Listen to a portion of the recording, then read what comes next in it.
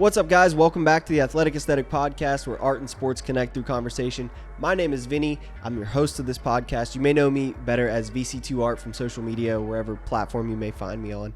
I'm super excited for today's episode, and I want to shout out to all the new subscribers, all the new people that are here from the last episode that I did with Benny Snell. It's really encouraging to see that you guys are enjoying this show. And so I appreciate you being here and subscribing, commenting, liking, all of those things. It really means the world to me. So today on the episode, I have Matt Polinsky, which is a local guy from Pittsburgh, but you may know him better as Corey Graves from the WWE, married to superstar Carmella. And they are just honestly like two of the coolest people that I've ever met. I had the honor of meeting them, and I did a pair of shoes for Corey a few months back, probably about a year ago now. And then since then met him, his wife, and I messaged him and I was like, hey man, you want to do an episode of the podcast? And he's also like a very popular podcaster. He has two podcasts that he hosts himself, one with his wife called Bear With Us, and another one that is called After the Bell that he hosts for the WWE. And so he's really big in the podcast world. And so when he got back to me and was like, yeah, I'd love to do it, I was honestly like so excited. So we had a really good conversation because part of my life growing up, like a really big part of it was the WWF Attitude Era, Stone Cold, The Rock, Undertaker, Kane, all of that stuff. Like grew up as a huge Jeff Hardy fan, doing swanton bombs onto my trampoline. And if you watch the intro episode, I dive a little bit deeper into like what that, what I think that stage of my life kind of, shaped me a little bit into the person I am today. So to get to sit down with Matt or Corey Graves and just talk to him about, what made him want to pursue a career in the WWE and what brought him, along the way, developing his characters, and then also his like local roots here in Pittsburgh, like what that looks like as a sports fan. And how he's implemented that into, who he is now. And so we had a really good conversation. We get into some really fun topics. But before we jump into that, I want to shout out we have some new merch. Okay. So it's available on the website. Since the last episode, I switched up the t-shirts a little bit. As you can see here, there's a front and a back now. Got the white option and the black option. The shorts are also still available, matching. Got some hats. The camo hats are sold out, so all we have left now is the yellow, the teal, black and white, and then the one like I have on the website too. So go check those out. Those are going quick. Make sure you snag one. And there's also some VC2 Art merch. So if you just like the channel or you like my shoes or customs that I do, you can cop some VC2 Art merch. But this also is just another way to help keep this show going. I mean, this, everything costs money. The mics, pay for, ad space, all kinds of like, subscriptions, things to get this podcast out to you. And also I have a producer and, he likes to get paid as well. So go cop some merch, show the show some love. And I'm excited to take this thing into the future with some new guests that I have lined up for this podcast. So if you're here, if you're already subscribed, stay tuned. It's only going to get better. Appreciate you guys. Without further ado, let's jump in to episode 6 of the Athletic Aesthetic Podcast. Let's get it.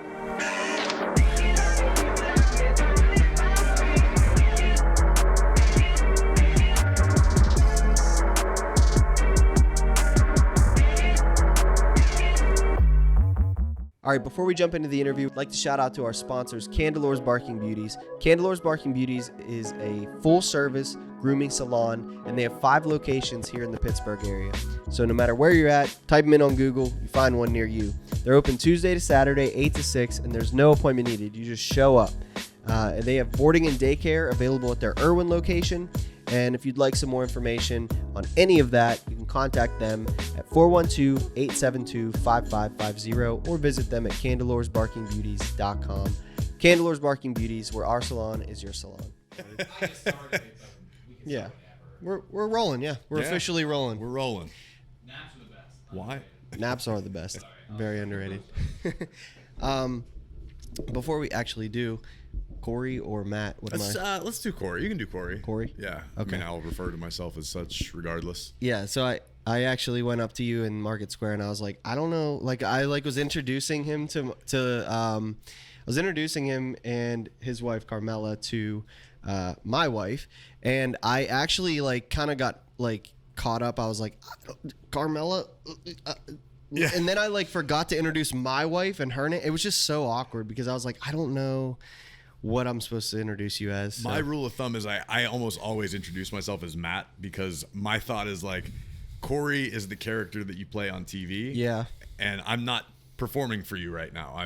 You know what I mean? I'm not in character. Yeah. So it's a habit I've always gotten into, that when I introduce myself and I say, hey, I'm Matt, and a lot of people it's like jarring to them because they've only known me as Corey, and I'm like, I didn't even pick the name Corey. That's what they gave me. So that's, which is interesting. So they kind of help you create that whole. It's kind of different for everybody. I mean, a lot of superstars come in from they're from the independents or whatever. They've made this their life's work. That was kind of the case with myself. Your Seth Rollins, guys who toured and traveled to get to the show and finally made it. But nowadays you got a lot of different college athletes. Like now they have that NIL program. Yeah. We've been using that a lot. So we got a lot of people who have maybe never really even watched WWE, or they kind of have an idea of what it is.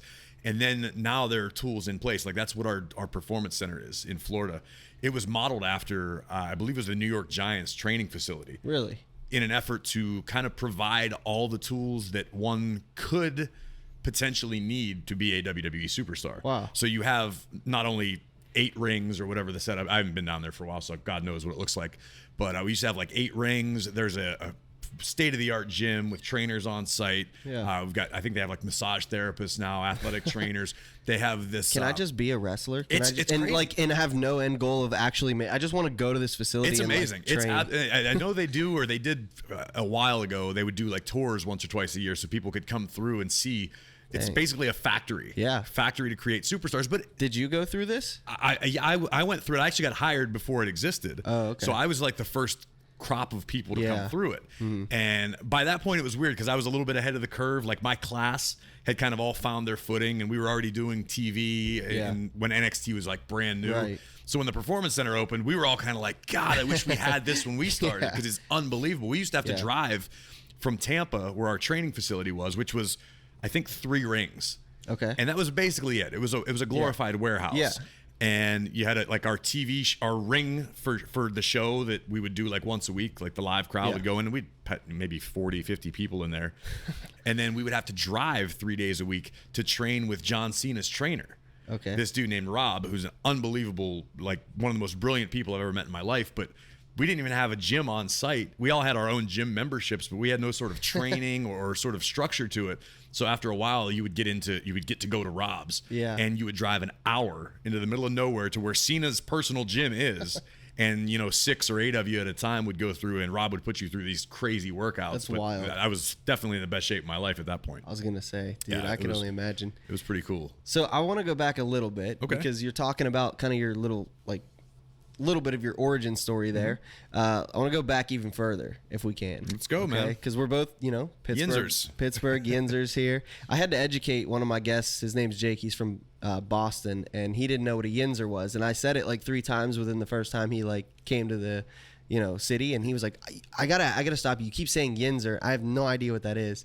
So it's nice to have another fellow Yinzer on the show. Absolutely. But yeah, so like let's go back to kind of being raised in Pittsburgh and like WWF at the time, WWE, that era of, wrestling. When did you know that's what you wanted to get into?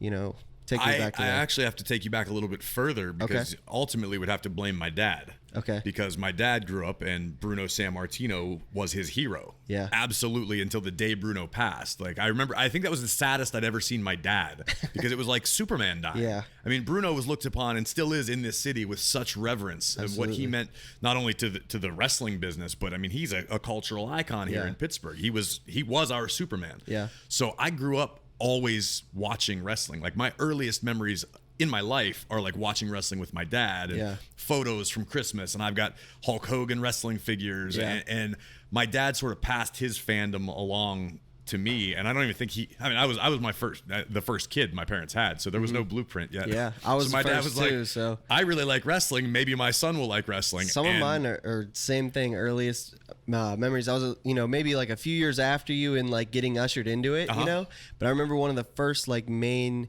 like core family moments was we went to like my cousin's house, and we all got the pay-per-view, and just watching like the cage match with like Undertaker and Mankind. Foley, And I mean, I still tease my dad to this day because that's the one significant event that took place in Pittsburgh that we weren't there live for.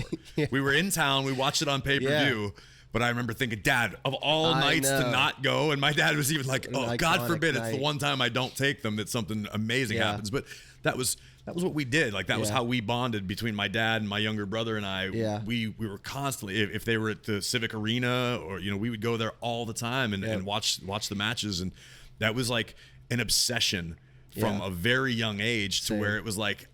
So if you ask me when I knew what I wanted to do. Yeah. I don't think I ever really had a real goal other than I found things along the way that I like and I gravitated towards and I learned about. And then as I got older, I was like, oh, well, maybe this is a little bit far-fetched. Did you ever have dreams of going like the sport of wrestling? Like, I know you wrestled. I did. I wrestled in all through elementary school and middle school, and it wasn't what I wanted. Yeah. I used to get severe anxiety when I was a kid going to a wrestling meet. Like I remember walking out onto the mats in a high school gym, which looking back at it now isn't that large of a space, but to walk into a gym at whatever I was 8, 9, 10 years old and see a couple hundred people looking at me freaked me out to no end. And I remember there were a few times I would like leave the tournament and my dad would go, "Why do you even do this? Like why did we show up here?" Man. But it freaked me out. Little did I know, all these years down the road I would be in front of thousands of people. Do you find yourself getting nervous still in front of crowds? Or I'm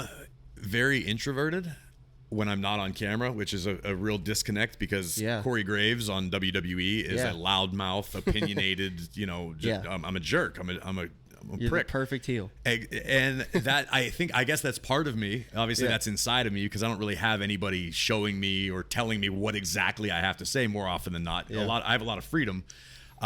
But on a daily basis, man, I don't like to go out to crowded places. I don't like going to big events or as much as I love like a concert, there's still the lights are down. There's some anonymity and it's not like I'm this mega star that is constantly getting swarmed and bothered. I just kind of like to keep to myself and I keep my circle small and I have my people that I interact with and that make my life run. And I like to think I'm a pretty nice guy. I'm not hard to get along with, but I'm not extroverted where I want all eyes on me or any eyes on me if I'm not working. Yeah, I mean, I think that's obvious when I met you too. I remember that one of the first things I went home and told him, I was like, he's like the humblest superstar I've ever met in my entire life. Like, he's like we had plans to do this about a month ago and life happens, things come up and you were like, can we reschedule? And you were like, I'm so sorry. And I was like, dude, you don't owe me anything to be on this podcast. But I'm no better than anybody. I mean, I have a really cool job, but I'm just a dude, right? I mean, you have a project that you're passionate about and that I've done it. I do it to this day. I deal with it all the time. Scheduling is what it is, especially with my career. But if I give somebody my word, I'm old school in that way. Where is that the Pittsburgh Yinzer in you? I think it probably is. I think it's that blue collar Yinzer mentality where, hey, you may not have anything, but you always have your word, and there's value to your word. And I'll dance around something all day if I don't want to commit to it because once I give you my word, I'm obligating myself to do that. So I'll go, hey, hit me back. That looks a little. I got to check with somebody. Yeah. Just because I'm like, I don't necessarily know that I want to give that commitment. But when I give you a commitment, I'm going to stand by it. It may take a while, but I stand by it. You watch The Office at all? I love The Office. One of my favorite Ryan Howard moments is when Andy's doing the seminar and he's like, can I get a commitment from you? And he's like, no, I can't do that. And he's like, okay, so I'll book you as no. And he's like, well, I don't want to not commit because that's just as much of a commitment. And I never in the history of the show did I connect I know that to Ryan, struggle very well. So well. It's like a commitment either way. So you're just going to live in the ambiguity of like, I don't know about this never detail. Officially said yes, so I'm not obligated. But maybe I'll show up and they'll be happy anyway. Yeah, I think my wife hates that about me because I do that with like everything. She can text me and then be like, she can know exactly that like I don't want to commit to something just by the question that I ask her in response to like what, you know what I mean? Yes. Like, because ordinarily if it's a good if it's a good thing you just go I'm into for it. sure committed. Like, who's all gonna be there? Are we gonna be able to get out of there in time? Like I was thinking about are we driving separate or like she already knows I have like some other plan afterwards if we're driving separate. Yeah. But that's I mean it's just how it is, It's just how it is. So going back to like you always kind of knowing that was your, your thing, and you eventually you would get there, or you had like maybe did you have goals? What was your like okay, what was your first step that you were like, okay, this is official? Because that is a commitment there, right? You're like, hey, I'm committing to making a step to doing this. And so my story, and forgive me because I've told this one a million times, but it kind of all starts at one particular point. I was a freshman in high school, and I was going through a crisis like every kid in high school does. I don't know what I'm going to do. Am I going to go to college? I don't particularly like school. I'm good at it, but I don't really enjoy it. Do I want to spend that much time? Just like every kid has an issue. Stuff, yeah. And I decided that the solution to all of my problems was going to be to get my tongue pierced. And my dad was like, "Why? I don't understand that. Why? How is that going to help? Like, you know, I'm depressed or whatever I thought was depressed at the time. You're in high school. The world's falling apart at all times, you know?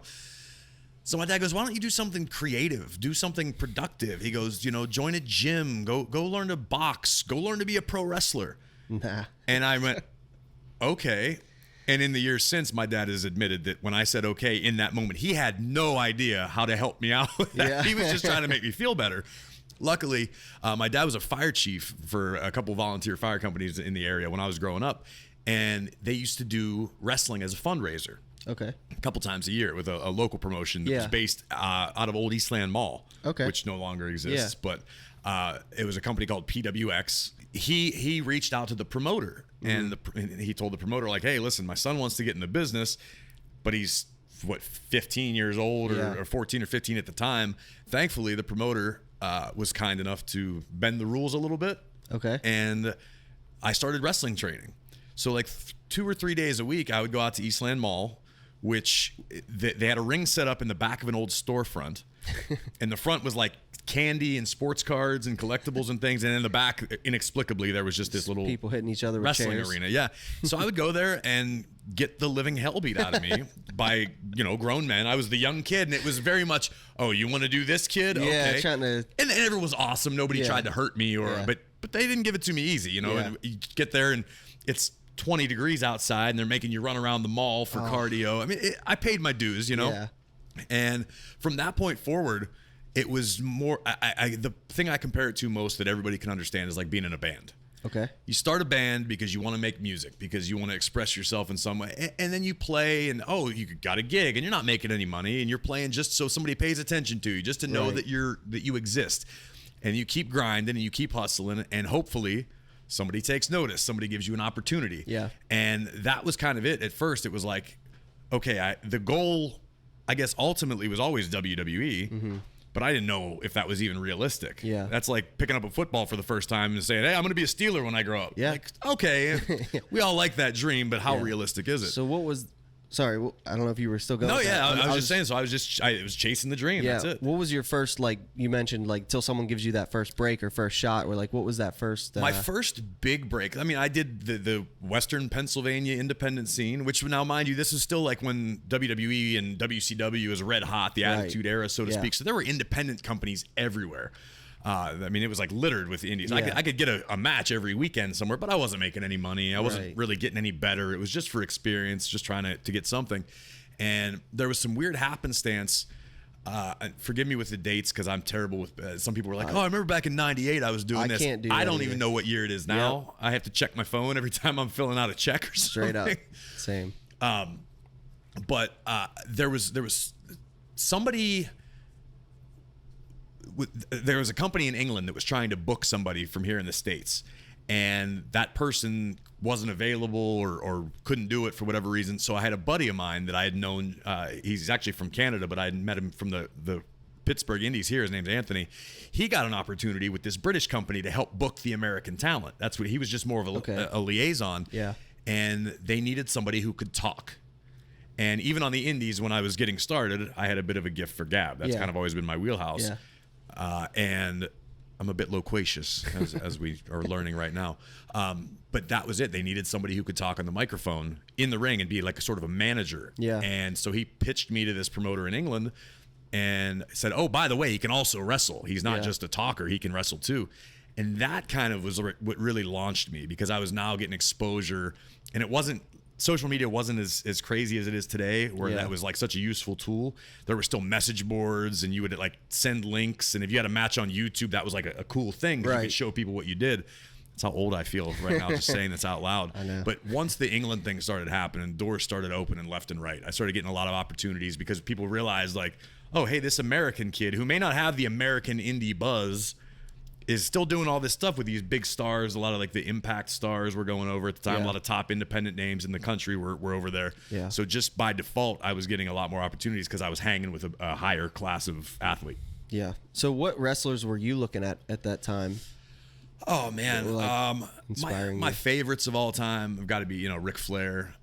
My dad was always a fan. My dad was always a fan of the bad guys. Mm-hmm. So as much as he loved Bruno, he loved the bad guys just as much. So Flair was always one for me. Shawn Michaels, even going back to the Ultimate. I was an Ultimate Warrior guy. I was a Hulk Hogan guy.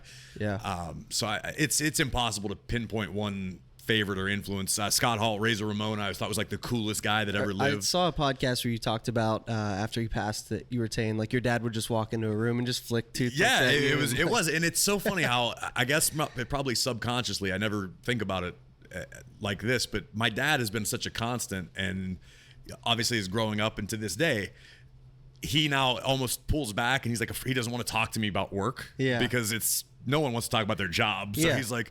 So hey, he wants to, so how was this thing that you did now? But it's still as exciting for him as it ever has been. So and that's a gift, dude. Yeah, that's pretty cool. That's man. so awesome that you guys share that. It is. So you have obviously some inspiration, from other wrestlers. How did you create your first kind of persona? I think my whole goal within the wrestling bubble was that I always wanted to be a rock star, and I never had any musical talent. Yeah. Like if my dad would have signed me up for guitar lessons at some point in my life, You'd just be like who knows? playing guitar for Metallica right now. Yeah, maybe. You never know. If I had the same drive, hopefully I'd be somewhere. But so I always just thought that aesthetic, like the rock and roll vibe, was always something that really attracted me, and I just thought, the stereotypical rock star persona, larger than life, just cool and living by their own rules. That was always what attracted me. So I was like, well, you know what? I kind of want to be, if there was a wrestling rock star. Yeah. Now, mind you, when you're starting out, like anything, you don't have any money. I don't have access to cool gear. I'm saving money up or asking my parents, hey, for Christmas, can you buy me new wrestling boots? Like just whatever I could to get something. So it was a long process of kind of figuring it out. And my first wrestling name was Sterling James Keenan, which we always shortened to SJK because it was easier to remember. Sterling I stole from Sterling Sharp, who was my favorite football player growing up from the Packers. He was unbelievable. And Maynard James Keenan, the lead singer of Tool. So I was like, two favorite things. I'm going to smash them together and see how this works. Sterling Sharp. Sterling Sharp. Why was he He was just cool to me, man. I just was it his vibe, his look, He was awesome. He was an incredible player. One of the first. I would dare say I was a Sterling Sharp fan before I was a football fan. Okay. Because when I would grow up, this is really aging us now. It'll be long before the days of social media where you could open your phone and find out what happened. Yeah. I would wake up every morning before school and watch SportsCenter, and so I could have something to talk about with my friends. And Sterling Sharp had highlights every single week, and this guy's doing these superhuman things on the field that I'd never seen, and I'm like, this guy's. And I owned a Sterling Sharp jersey before I ever owned a Pittsburgh Steelers anything, because my dad was like, well, that's his guy. He likes Sterling Sharp. And that's really all. That's kind of the end of it. I never met the guy. Have the jersey? No. I wish I did. I have a gift for you. Yeah. Yeah. Can I give it to you now? Please. All right. One sec. All right. You have got to be kidding me. So this is the first official athletic aesthetic patch on a jersey. And I hope it fits you. I just grabbed something that would fit me. And there's a little surprise on the back here for you, too. Oh, my God. This is wild, dude. This is so wild. I was hoping that Wikipedia was true. Oh, my God. In your inspiration to your name. That is so cool. I wanted to keep it for myself. Oh, man, I love this. Thank you. So yeah, man, that's for you. That is awesome, man. I did a little search on Wikipedia, and we met pointing at Cole, my producer, and we were like, dude, it would be so cool to get this jersey. That's unbelievable. I'm blown away, man. That is. I had cool. to like ask you though before I gave it to you to make sure that you weren't like, yeah, I liked Randy Moss, and then I'm gonna be like, shit, like. Throw the gift away. Yes. That is so cool, man. That is. I was actually just in Green Bay. I drove past Lambeau Field on Monday. Really? We were there for. We were at the Resch Center, which is next door to. Have you ever been to Green Bay? I haven't. No. There's nothing there. Green Bay's not a city. Yeah. It's like you're driving through a neighborhood. Like you might as well be driving through Monroeville. Yeah. And they just have Lambeau Field right in the middle of it. And then it's great. Wild. It's beautiful. It's clean. Yeah. The people are awesome. Yeah. I really like it there. But you think, oh, it's a city. It's a major city. All these cities. No. Green Bay is like a really big neighborhood. Man. Pretty cool. This is unbelievable, man. I'm blown away by this. I'm glad you Thank like you. it, dude. For sure. Thank you. I was going to get a case for it, too, but I was like, no, let me just give it to him. No, man. I will. Maybe he'll wear it or something. No, that'll be awesome. Speaking of, things that you're wearing, let's talk about how we met. Yeah. And you got some, I don't know if they're in the camera shot or not. Well, I'll take it off and make sure that they're in the camera shot because if they aren't. So how did we meet? Because I actually went back in our DMs and I couldn't remember. Someone tagged you in something. Yes, to the best of my knowledge, you had posted something that you had made maybe for a Steeler or somebody in Pittsburgh, and somebody who obviously followed you and was a fan of mine tagged me. And it was just like, I get tagged in a lot of stuff, so I'm terrible at responding or paying attention. And I just so happened to see it like on the notifications, hey, Graves, you should check this out or whatever. Yeah. And I clicked on it. I went, oh, this is cool. Yeah. And I looked through some of your videos and we connected, I think, from that. And the next thing you know, you were like, hey, man, I'd love to make you some kicks. Yeah. And Shout here out we to are. whoever that was that tagged you. Yeah, Like, I apologize. I wish I would remember put that. this all into motion. Maybe if you know who you are and you're watching, let me know and I'll give you a hat. Hat is, you can pick your whatever your hat. I'm getting just showered We're just with showering gifts. you with gifts, bro. The AA hat, I got the jersey, I got the kicks. Yep. But these were so cool to me because when we were talking about putting them together, I was like, I want something Pittsburgh centric. But to me, the one thing that is super important that came out of Pittsburgh that doesn't get enough love is zombies. Yep. Tom Savini, I mean, he lives here, still here in Bloomfield. Yeah. Jason Baker, who works with Tom, is a great friend of mine. And I was like, you know what? In this day and age, with the phenomenon that has been, The Walking Dead, and zombies are like pop culture now. For sure. And it all really started here. So I'm just eager for the city to get the love that it deserves when it comes to that. I was glad when because I do so many Pittsburgh designs. So it was fun to do something, with a little different twist on it. So I got to have a little fun with it. You gave me free reign on it too. So I was just man. I've learned that. I worked in a tattoo shop for all those years, and you would always learn. You could tell a tattoo artist specifically what you want done, or you could explain to them what you want and let them put their flair on it. Always better. And 100 times out of 100, you get a better result because when the artist gets to put a little bit of something that is themselves into it, it works way better. Yep. I've actually gotten to the point where I'm like I don't turn down an order if I have no creative freedom because I'm not at that point yet. But it puts you in a box. It really does. And it's like, it makes it not fun to make it, and that's, I think, in the beginning, that's why you do that. Sure. So, have you ever had issues where you're like, oh my god, I don't know how I'm gonna do this? Like you get like a artist's block. I just had that. Yeah. And I'm currently in that. Cody's on the other side of the studio, living in it right now. It's very real. Like it's. So where do you get like inspiration? I mean, for stuff like this, obviously, the hyper tricycloid is gonna be a staple. Yeah. No matter Cody what just you do. pointed at himself, and he's not the inspiration. We do keep each other going though when we get into those funks. It's good to have a community of other people that can kind of see you, and you don't have to explain how you feel because they're doing it also, and they've been there, and they just see you and they know you're going through it with this project right now. Let's go grab a beer, or like, you know what I mean? You don't have to like explain it. You just go watch a game or whatever. Just get out of the funk. So I think having a community of people that are like in a similar area as you in life helps me. But also just like my family, and just like being around my daughter and stuff. Like this morning I was coming straight here from, I haven't formally announced this on any platforms yet, so this might be the first, but we have our second child on the way. Oh, congratulations. But we had our first like sonogram this morning, and she was supposedly like 8 weeks. And they were like, the lady was like, we're going to listen. There's probably not going to be a heartbeat yet because it's so early. Yeah. And she like put the sonogram thing there, and it was like, boom, boom, boom, boom, boom, boom. And I was like, that's the holy coolest, crap. man. Like, it was wild because you were like, she set it up that she was like, expect not to hear anything and don't panic when you don't. And we heard it, and it was like, little bonus. whoa, Man. That's like, awesome. She was like, this is only the second time this early that I've ever heard a heartbeat. So it was kind of a moment. But yeah, those things kind of keep me going. And then also you look at your bank account sometimes when you get into a pinch and you're like, do I want to finish this project, and you're like, I need to finish this project. You know what I mean? Yeah. So It's a great motivator. Multiple factors Yes, there that keep you going.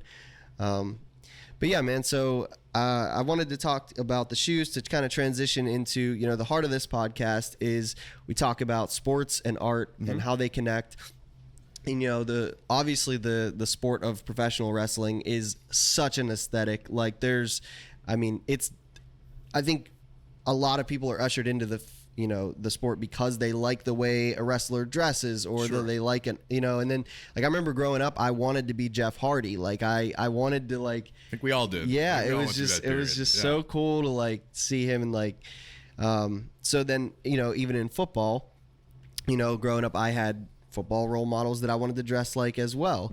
And so one of the fun things that we started this on the last episode with Benny Snell, was that I asked him on the spot, okay, if you could redesign a Pittsburgh Steelers uniform, what would you do? I saw it. I saw it on your page when you posted it. Yeah, so it has it's got a lot of people talking about it. There's people, he was on 93.7 The Fan. They mentioned him and they were like, BSF, Benny Snell Football, he has a career after as Benny Snell Fashion. He doesn't even have to change the initials. It's Benny Snell Fashion. That's cool. So it's got a little bit of juice to it. And I want to ask you, with the XFL and all that, if you had to design a uniform and create a Pittsburgh team, what would the team name be? What would the uniform look like? And then I'm going to mock this up and we'll see what it looks like. Oh, okay. I'm going to have to put a little thought into this one.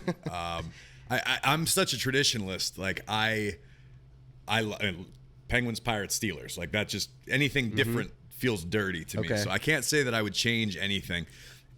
And I'm gonna switch this answer. It's not the question you asked me, but I'm gonna give you an answer because I think the Pirates need the biggest redesign. Okay. And hear me out on this because I've had this conversation over beers with some friends. Okay. And if anybody from the Pirates organization is listening and you need somebody to come and take over marketing, this is my thought. You have a marketing degree, correct? I mostly. I never finished it, but I took all the classes. Wikipedia failed me. I think I have like a math class I still have to take at CCAC to actually get my degree, but I did all the marketing classes.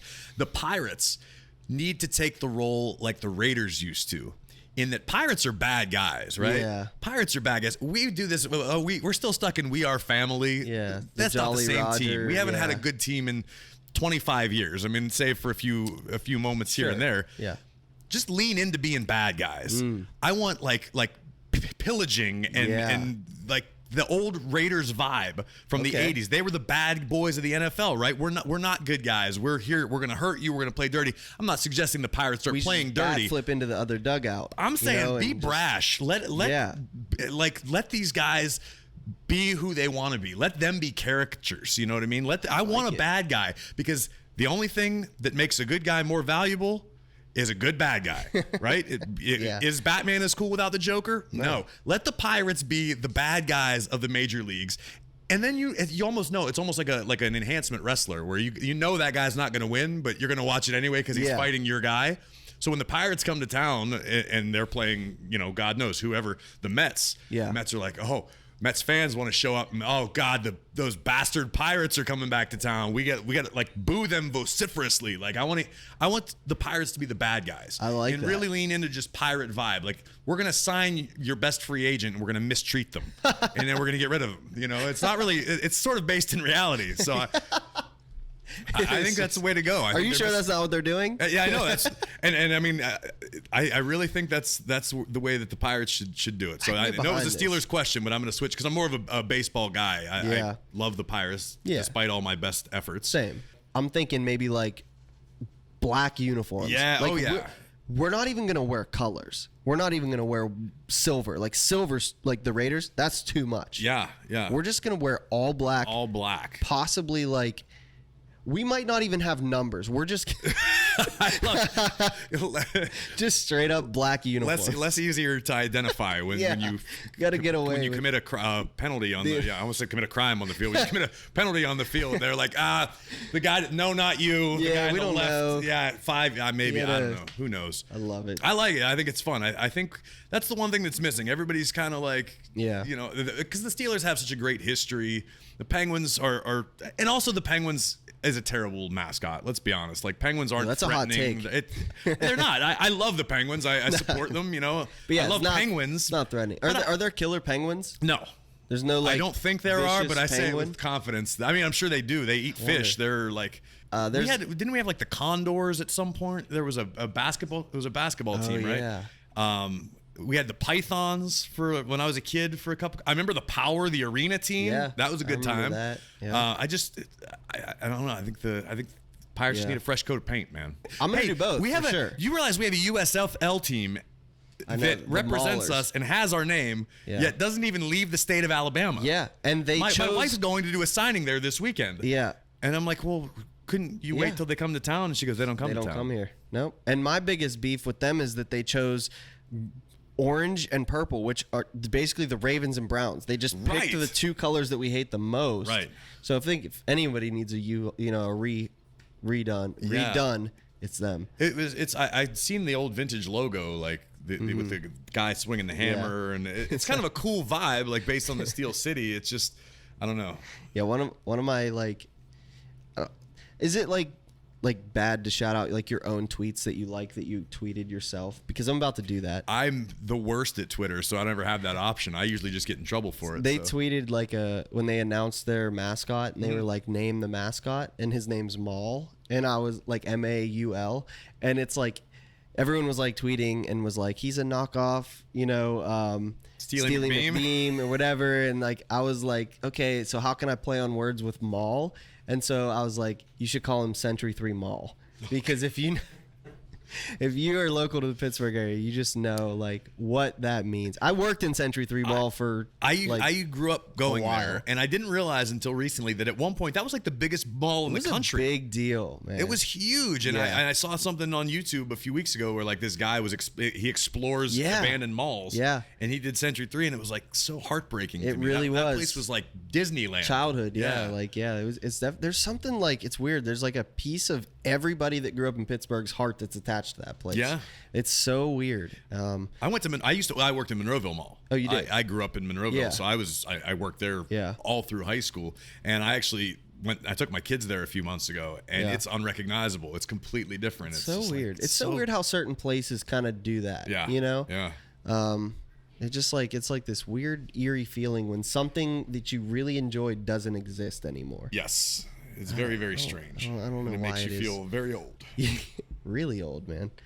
Do you find yourself getting more nervous when you transition into like calling wrestling matches versus wrestling in them, or? That's a good question. I definitely had more nerves when I was competing. Okay. Just because of the physical nature of it. Yeah. Like if something goes awry, it could mean catastrophe. Were you more nervous for yourself or for the safety of the person you were wrestling against? Both. Yeah. Both, because I everybody does and should take great pride in always taking care of their opponent. Right. You know, it takes two to tango, and if you don't have a good dance partner, neither of you look good. Right. So you always want to take great pride in being safe. And look, it's 2022. People realize it's predetermined, but the art is, it hurts, but you don't injure people. Man. That's you know what I mean? You do it, and they're making contact, and you see it all the time. People have black eyes and busted lips, and it's not pretend. Yeah. But the art is doing it so that you do not injure your opponent. So I always took great pride in that. Now I think my nerves more or less come from, I'm my own worst critic.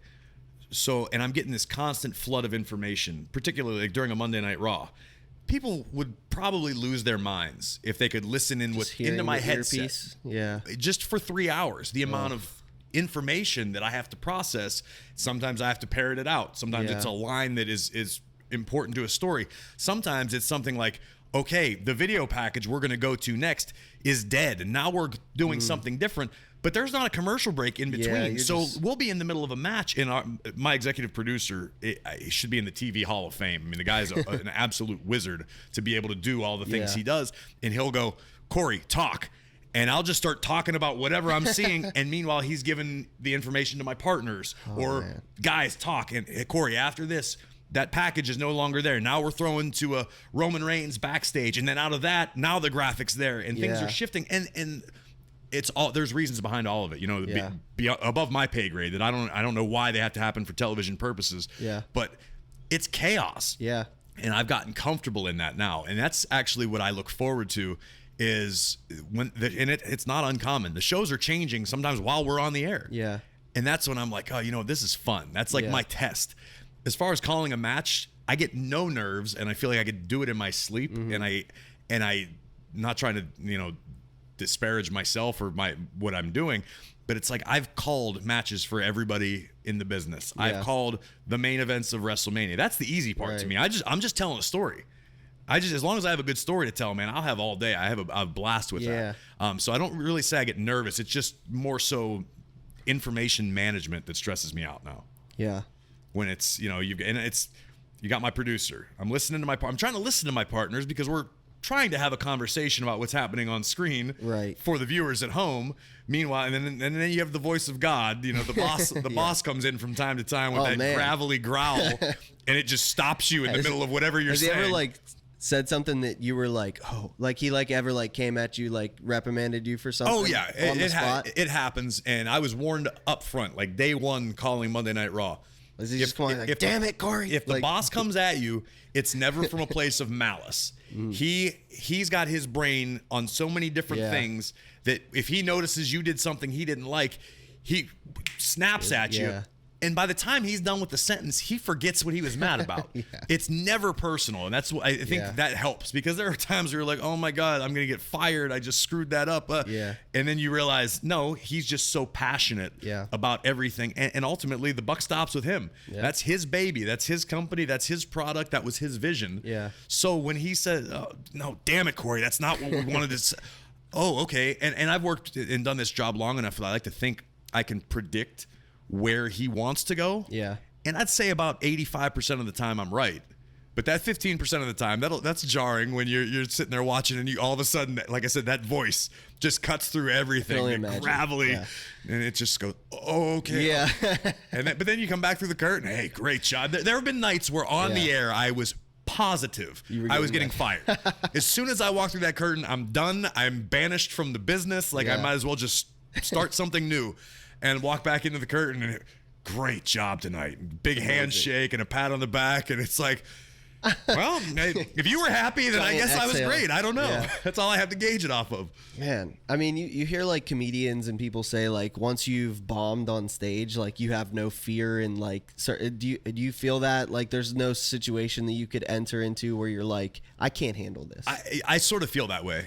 There are times where I'm still uncomfortable, but I've gotten enough confidence in my ability to BS that I realize that I should have gone to law school and I would have made a lot more money than touring around on the independents. Less concussions. For all those years. Less concussions. My body would feel amazing.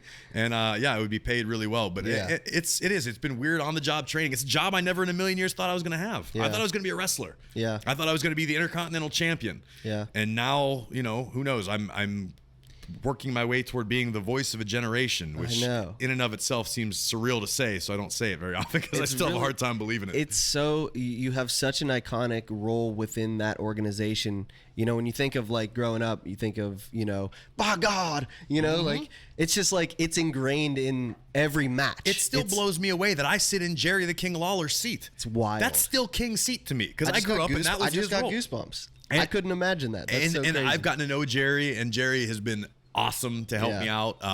And he's just always there to lend some advice or just to say, hey man, you're doing a great job. Jerry's been so cool. Anything I've ever needed, never hesitated to ask. But that's still weird to me because it's like anything. When you're in it, you're just like, oh, it's just another day at the office. But then when you step back, you go, my God, my office was what I dreamed of my entire life. When you when you think of it in that light, how much you love what you do now, remove concussions, would you go back? I'd do it all over again. I mean, would you right now, would you go back into the ring, or would you choose what you're doing now? So I got medically cleared. Okay, I did hear that, but I don't know what that. So long story short, for those that are listening who probably don't know the whole deal, while I was in NXT, I was on the verge of getting called up, as they say. I was doing live event tours with the main roster, the weekend house shows or whatever you want to call them. Right. I was doing those, and it seemed all the signs seemed to be that sooner than later I was going to be on Raw or SmackDown. And then I got another concussion, which is just something I had with a great deal of frequency. And anyone that knows or has experienced it, once you get one, you're more susceptible to more. Yeah. And this was all right around the time that the NFL Yeah. concussion suit was going on. I feel like you and I, so my playing career actually stopped because of concussions also. Yeah, I think we talked about that briefly. Yeah, and I feel like it was the same time zone where there was like this, the movies coming out about it, the Will Smith movie, and then you got like, this whole new wave of everyone trying to figure it out. And it was almost like anybody with a concussion, it was like, pause, stop doing all activity until we figure out what's going on here. Right. It very much was. And it was the timing, it was the climate in sports at the time. And I'd had, I think 3 within like a calendar year diagnosed, which also makes you realize the more you learn, how many did I have that weren't diagnosed? Yes. Because I didn't research concussion at all until after I had my career shut down. I remember several times in high school getting hit and then like seeing blue or green for a little bit and then literally chalking it up to, I think my contact was just sliding. Yeah. Like it just moved in my eye. What happened? I just got my bell rung. I'm fine. Give me a second. And you go back in, and then now you've learned, and they continue to learn, and the research is getting better. And now, even in the last year or so, they've walked it back a little bit. No longer is it, too many concussions, catastrophic, definitely CTE, definitely. Now, that said, I mean, CTE is obviously proven to be something that is legitimate, is real, but we don't know about it until somebody's passed, until it's too late. So I'm curious to see what that all becomes.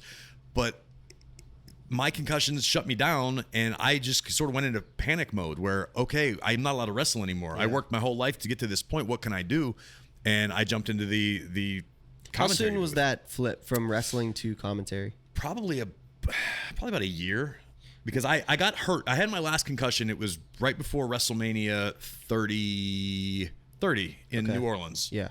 It was the Saturday before. So, and I remember I took some time off to heal. I thought I was fine. Saw a whole bunch of specialists. Was just kind of waiting for the green light to get back in the ring, and that's when they broke the news to me that I couldn't go back in, and it broke my heart. It was the worst news I'd ever had. But I think rather than dealing with it at the time, I just shoved it all down and went, okay, I got a family to take care of. I got bills to pay. How am I going to do this? And I started trying anything and everything they would let me. Yeah. I was setting up speakers at live events and running cable and helping guys choose their entrance music. And I mean, literally anything they would let me try, I did. And knock on wood, my gift of gab came back to save the day. Yeah. And then so great that podcasting is what it is now, and like the opportunity you have with that. And if you guys don't listen to his podcast yet, you should check it out. He's like got these amazing guests, and you also do one with your wife. My wife. My WWE podcast, After the Bell. You can get both of these podcasts wherever you get your podcasts. So like, follow, subscribe, etc., etc. Sure, yeah. Plug my own stuff properly. This is the moment. Go for it. But After the Bell it's my little corner of the WWE universe, and most of the time we have a superstar in, and we'll talk about the pertinent issues at the time. But it's really kind of like a chance to see the superstars as people. Yeah, that's my goal, as what makes them tick. And the name that's After the Bell about it. is apropos, because it's okay. The bright lights are off. It's not about, you're not on right now. I want to know what you were thinking when you did that, or it's kind of fun for me to get to know a lot of these guys and girls in a different manner. Yeah. And then the other podcast, Bear With Us, BARE. Bear With Us, also available everywhere, is my wife, who is also a WWE superstar, Carmella, but we are Matt and Leah on Bear With Us. Yeah. And it came about by accident during the pandemic. We were doing Instagram lives, just talking about our life and our relationship, and people seemed to dig it, and we made it into a podcast. You guys where are we hilarious give together. unsolicited advice about relationships that should end in disaster, but for some reason we seem to have a pretty good track record. We're moving towards saving lives one at a time. So it's a good time. It's so much and it has fun. nothing to do with wrestling, to anybody listening, because a lot of people were like, wait a minute, with this, this is Corey and Carmella? No, it's not Corey and Carmella. It's Matt and Leah. It has nothing to do with WWE. Yeah. We are just two people talking about relationships and life. So you're just mentally wrestling through life together. That's there's your new tagline. But is there anything else that you wanted to plug before we go? No, man. That's the beauty of the machine, the WWE machine. If they have something to promote, they got me covered. Yeah. Most of the time, I don't even know about it. Is there like a local sandwich or something you want to shout out? Ooh, that's a good one. You put me on the spot, and I think we'd be remiss to not shout out Given to Fly over in the North Shore with the galley over right behind. What's it called? The Federal Galley. Is it Federal Galley? Galley. Yeah.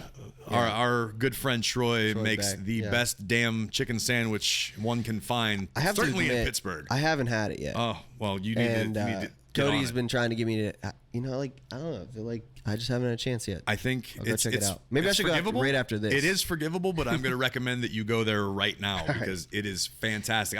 When Troy started this whole venture during the pandemic, because he was bored and decided to make chicken sandwiches for his friends, he would text me and go, "Hey man, you home?" Well, yeah, of course, we're in lockdown. Of course I'm home. Yeah, I'm going to bring you some lunch. And he would bring me these chicken sandwiches, and I was like, "Where are these from, dude? Where did you?"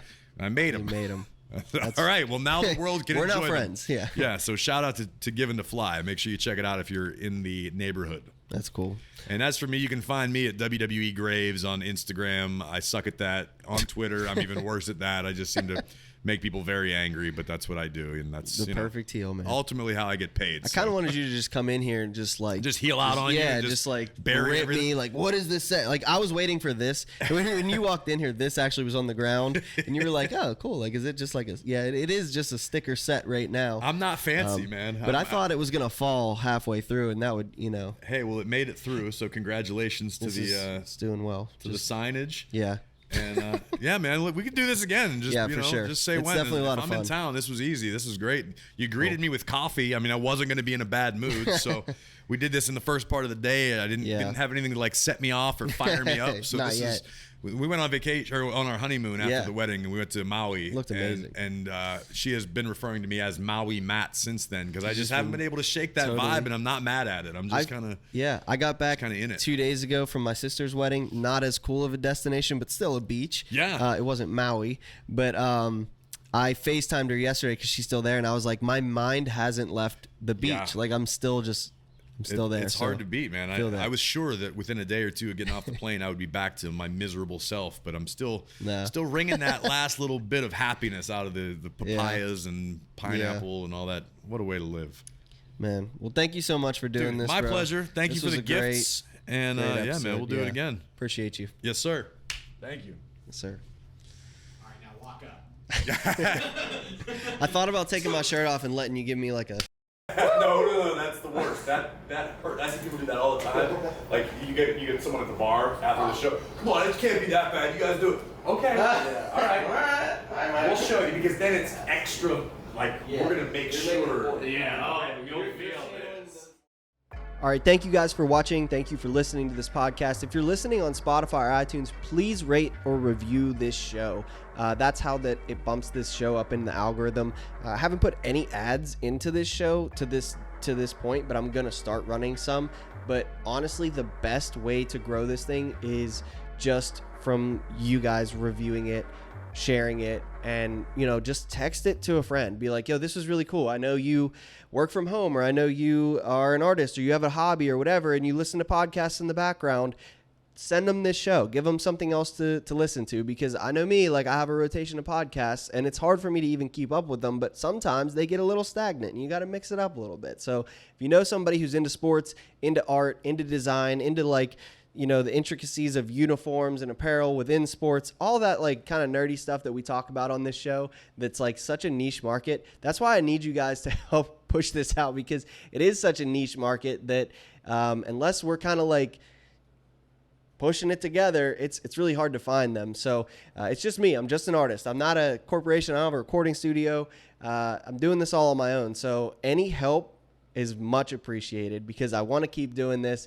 And the more that it grows, the more fun things I can do with it. So stay tuned. Subscribe if you're on YouTube. Check out the other videos. There's plenty of episodes to watch. If this is your first one, go back and watch another one. Appreciate you guys watching. Thanks for being here. Until next time. Peace.